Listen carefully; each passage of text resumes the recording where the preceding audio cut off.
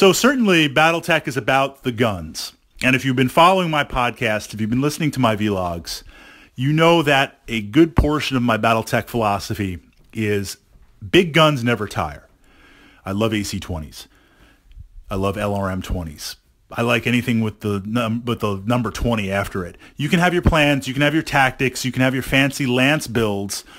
It's not going to survive first contact once I start shooting you with multiple autocannon 20s. All right, that's a little bit simplistic, but there is a little bit of truth in that. And in this podcast, for those of you new mech warriors, the graduating class, there's been an interesting influx onto my channel as I've been posting up and exploring the content exclusively of the 2 starter sets, looking at the stuff and how to utilize it in there as is to get you up to speed tactically, metaphysically, spiritually, everything with Battletech, and then we're going to branch out from there. So spending some time, we pulled in some new mech warriors. That's awesome. That's fantastic. That's great. I posted this all up to my channel under the Battletech starter playlist and the regular Battletech playlist. But then we get into this idea where you get addicted to the guns. You get addicted to playing. We see this with some of the higher end medium mechs, and we certainly see it with the heavy and the assault mechs. Multiple weapons on there. Look at something like the Battlemaster. Look at something like the Warhammer. Warhammer is probably a better example on there. Lasers, so long range, you've got the PPCs. Then you switch to lasers. Then you switch to missiles. Then you switch to machine guns. It's got a lot of guns on there. And you equate that, we start to crunch the numbers, you equate more guns with damage output and the ability to engage multiple targets on there.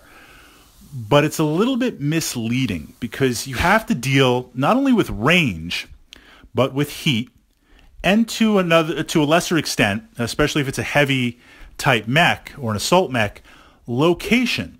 And then you begin to realize as you play a couple of games of Battletech, you're not going to fire all those weapons every single turn.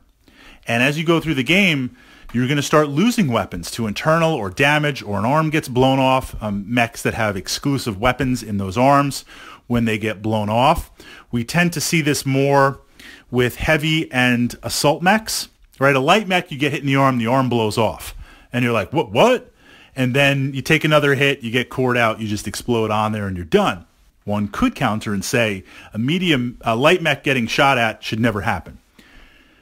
When we look at heavy and assault class mechs, when an arm gets blown off and the damage starts to transfer in, right? There's that diagram that shows how the legs and arms transfer in to the left and right torso, then the center torso. There's enough armor to support that transfer where you can get an arm blown off, and even let's say you're constantly taking damage and now you're down to like 2 or 3 internal in the left arm. Bam, I hit you with that AC-20, that arm blows off. The damage that's going to transfer in there now, you can soak that up for a little while. So we tend to see heavy and assault mechs really soaking massive amounts of damage. Yes, something crazy could happen. It's Battletech, but you have to plan on that mech, that machine, taking tremendous amounts of punishment on there.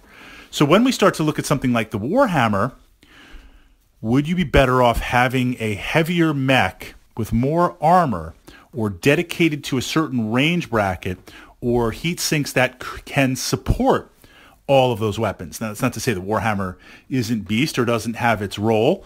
The role of the Warhammer is it can effectively engage with redundancy, multiple range brackets, and multiple targets. I won't say that a Warhammer is going to hold its own against the Battlemaster, but that Battlemaster is going to have to be very, very careful. If infantry swarm a Warhammer, yeah, it has an answer for that. If tanks swarm a Warhammer, yeah, it has an answer for that. So the Warhammer is kind of the jack of all trades on there, but it's understanding those limitations. We might have mechs that have heat issues, or through the redundancy on there, that can't sustain firing every single turn. An example would be the Awesome. It really doesn't have many weapons. I often forget that it's got the small laser in the head on there. One could argue if you're firing off that small laser, things have gone pretty crazy on there with it. I once had a recent game where my Awesome was just taking massive amounts of damage. Both of its arms got blown off.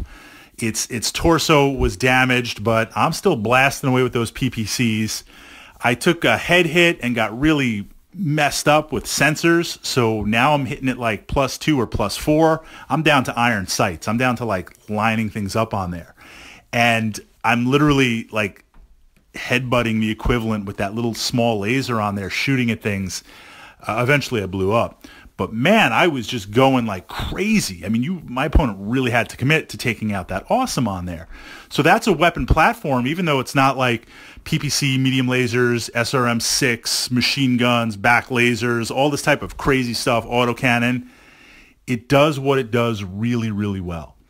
So as you move out and as you begin to explore Battletech, looking at the spread of weapons and asking yourself, over time, will I be firing all of these weapons? Do I need all of these weapons? Or if I have all of these weapons, in the case of the Warhammer, what is the role of it and how is it utilized on there? And certainly some machines like the Grasshopper can just fire off everything without having to worry about heat and having something to do at long range with like the LRM 5-pack.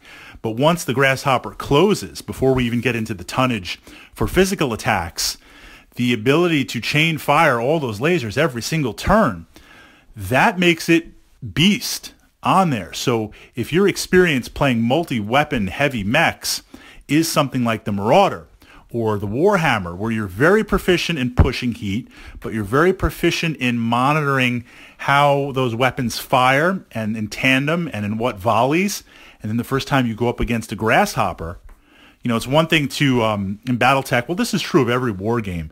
It's one thing to look through the tech books and check out the battle sheets on there. I mean, important, yes, but that is vastly different than the first time you face that mech on the table or the first time you command that mech on the table. So that's the next piece in your Battletech education, analyzing the weapon systems and understanding the pace at which they operate.